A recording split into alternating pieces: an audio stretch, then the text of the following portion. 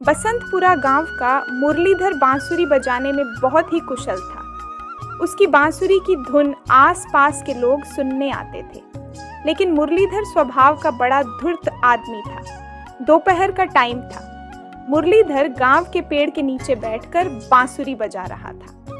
तभी एक राहगीर वहां से गुजरा और मुरलीधर के पास आ बैठा। भाई, तुम बांसुरी बहुत ही अच्छी बजाते हो। धन्यवाद मुसाफिर, परंतु तुम कौन हो और कहां से आए हो? मैं जमुनापुर राज्य से आ रहा हूँ। अच्छा, तो फिर जमुनापुर राज्य के कुछ समाचार तो सुनाओ भाई।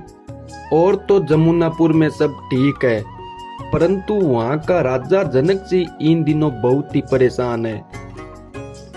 वो क्यों? मुझे इसका कारण बताओ। न जाने क्यों रात को राजा को नींद नहीं आती है, इसीलिए वो हर रोज परेशानी में जीते हैं।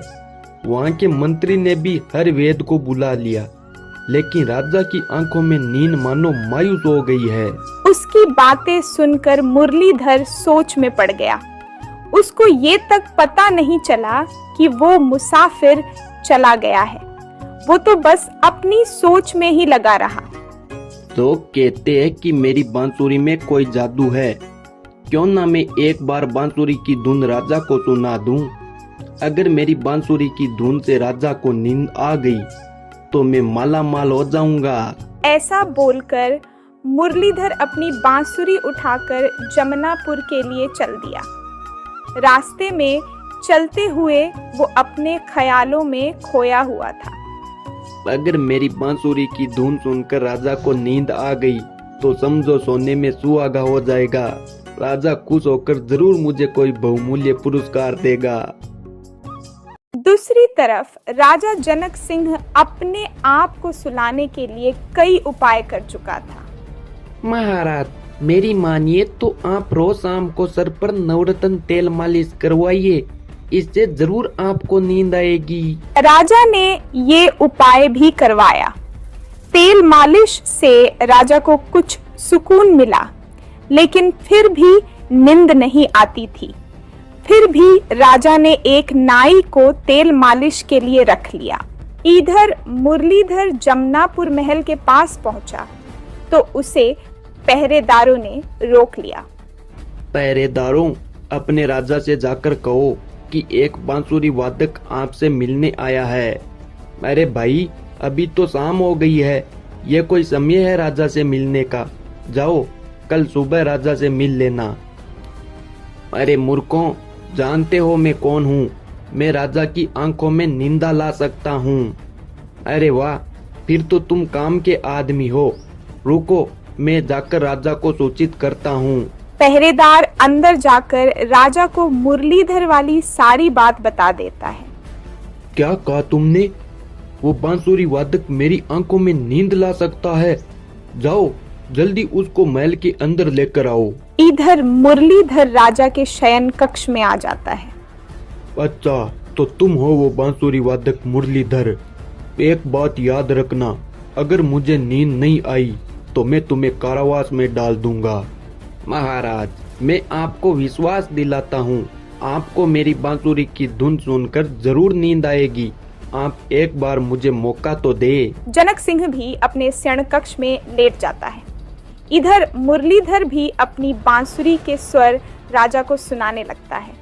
राजा उस बांसुरी की धुन को सुनकर मंत्रमुग्ध हो जाते हैं और कुछ ही देर में राजा की आंखों में निंदा का आगमन हो जाता है। राजा को नींद लेते देखकर मुरलीधर भी अपनी बांसुरी बजानी रोक लेता है और पूरी रात राजा के पास बैठा रहता है। अरे, क्या तुम सारी रात मेरे पास बैठे रहे? जी महाराज, मुझे जाने का आदेश देने से पहले ही आप गहरी नींद में सो गए थे, तो मैंने यहाँ आपके पास बैठकर पूरी रात गुजारी है। ओ, तुम तो बहुत ही बड़े आज्ञाकारी हो।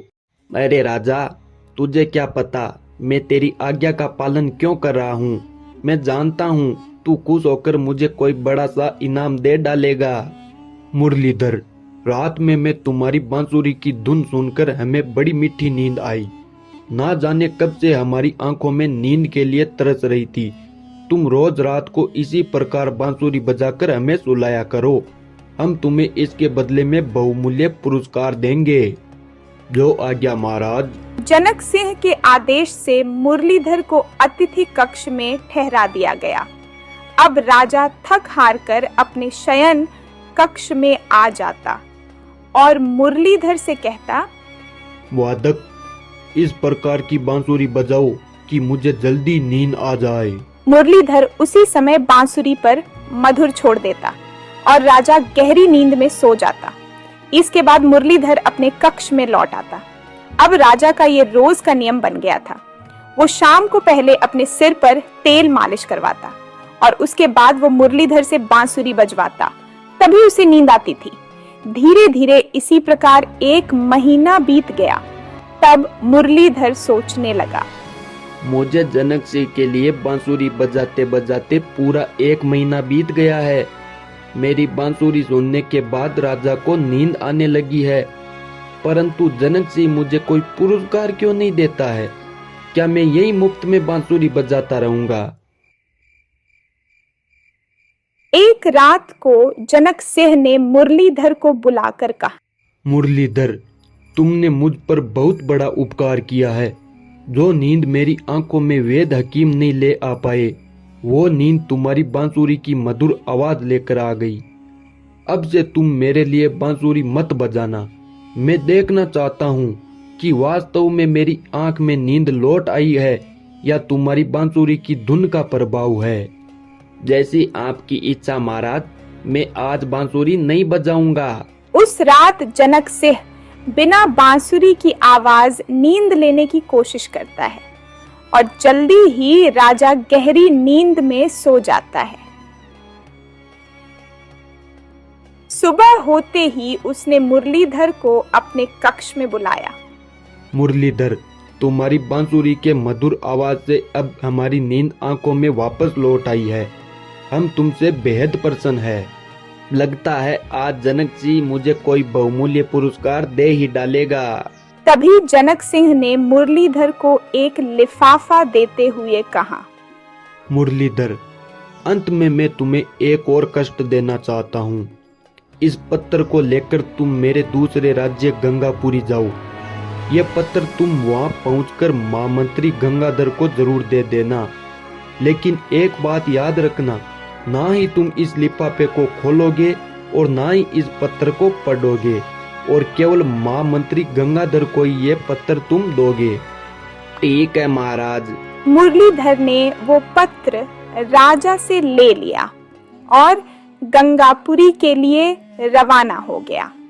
मैं तो सोच रहा था कि मेरे काम से खुश होकर राजा कोई बड़ा पुरस्कार देगा, बदले में उसने मुझे पत्रवाहक का काम दे दिया। यह तो मेरा सरासर अपमान है। अब मैं इस पत्र को महामंत्री को सौंप दूंगा और कभी भी उस कंजूस राजा के महल नहीं जाऊंगा। गंगापुरी पहुंचने में उसे पूरा 1 दिन लग गया। जब वो गंगापुरी पहुंचा तो रात हो गई थी। वो उसी समय महामंत्री गंगाधर से मिला। जमुनापुर के राजा जनक सिंह ने एक पत्र दिया है मंत्री जी। महामंत्री गंगाधर ने वो पत्र खोला। गंगाधर जी, आप मुरलीधर को गंगापुर का राजा बनाकर सीधे जमुनापुर लौट आइए। ये हमारा आदेश है, राजा जनक सिंह। क्या आप ही मुरलीधर है? हाँ महामंत्री जी, मुझे मुरलीधर ही कहते हैं। राजन, आप यहाँ क्यों खड़े हैं? आप अति शीघ्र राज सिंहासन पर विराजमान हो जाए।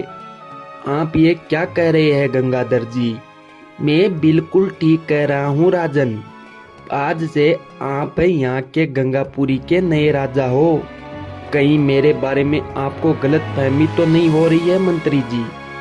राजन, श्रेष्ठ पुरुष को पहचानने में कैसी गलत फहमी? शायद आपको पता नहीं है, राजा जनक सिंह ने पत्र में यही लिखा है कि आपको गंगापुरी का नया राजा बना दिया जाए। ओ, अब समझा। राजा जनक सिंह ने मेरी सेवा से खुश होकर मुझे इस राज्य का नया राजा बना दिया है। महामंत्री गंगाधर ने मुरलीधर को वहां का नया राजा बना दिया और उसके बाद महामंत्री जमुनापुर के लिए रवाना हो गया। धीरे धीरे इस घटना को बीते हुए 6 महीने हो गए थे।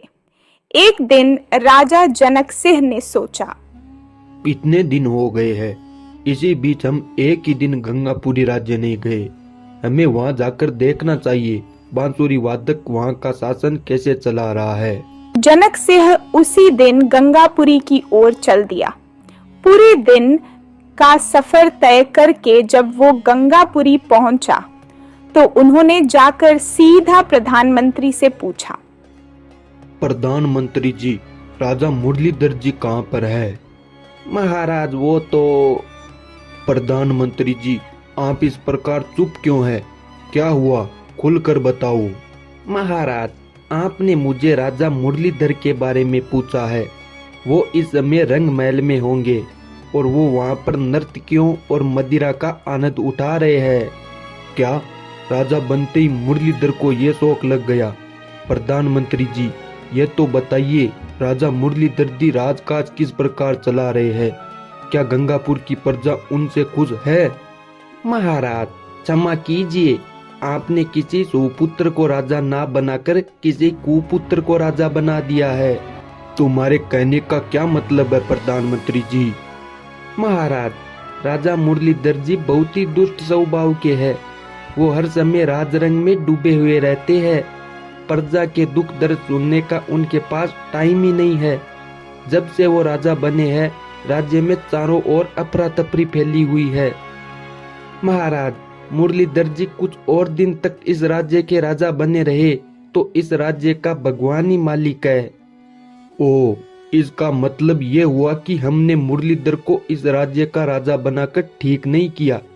प्रधानमंत्री जी, हमें इसी समय मुरलीधर के पास ले चलिए। प्रधानमंत्री जनक सिंह को लेकर जब रंग महल में पहुंचा, राजा जनक सिंह के आते ही सभी दासियां वहां से चली गईं। मुरलीधर, तुम्हें इसी समय हमारे साथ जमुनापुर चलना होगा। किस लिए महाराज?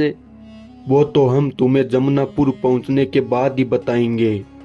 ठीक है महाराज, मैं आपके साथ जमुनापुर चलने को तैयार हूँ। जनक सिंह मुरलीधर को अपने साथ लेकर वापस जमुनापुर लौट आया।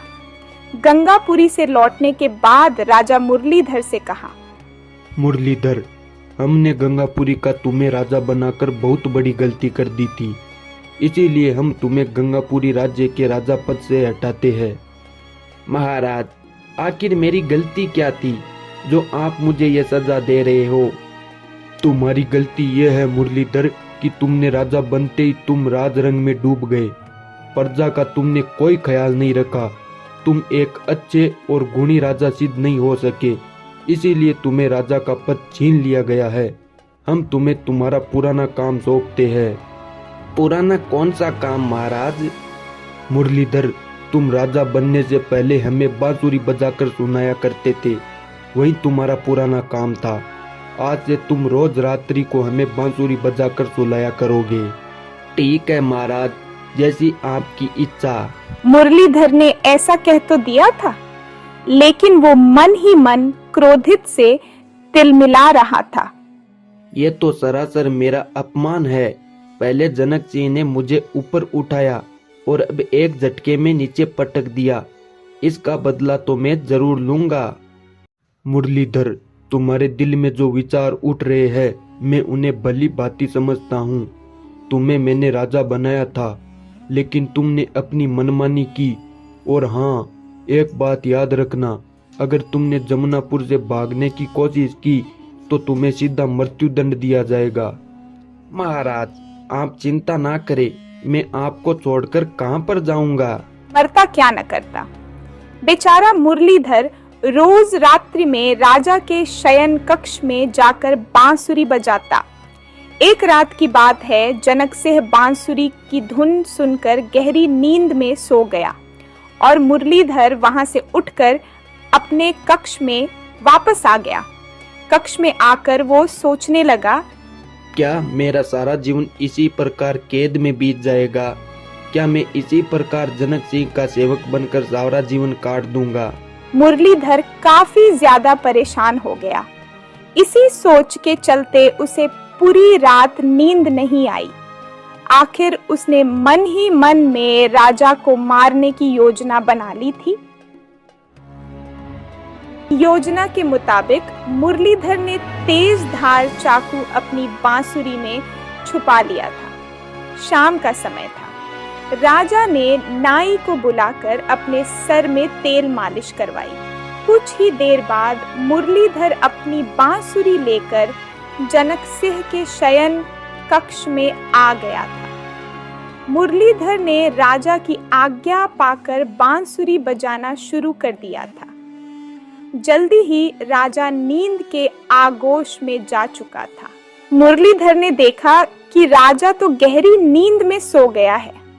मौका पाकर उसने बांसुरी से तेज धार वाला चाकू निकाल लिया था और सोए हुए राजा की ओर बढ़ने लगा।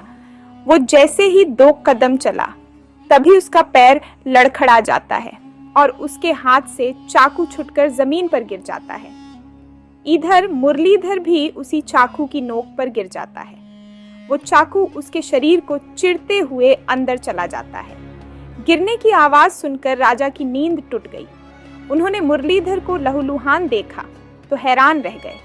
तभी मुरलीधर ने मरते मरते सच्चाई बताते हुए कहा, महाराज, मैं आपको मारना चाहता था, लेकिन ये बाजी मेरे पे ही भारी पड़ गई।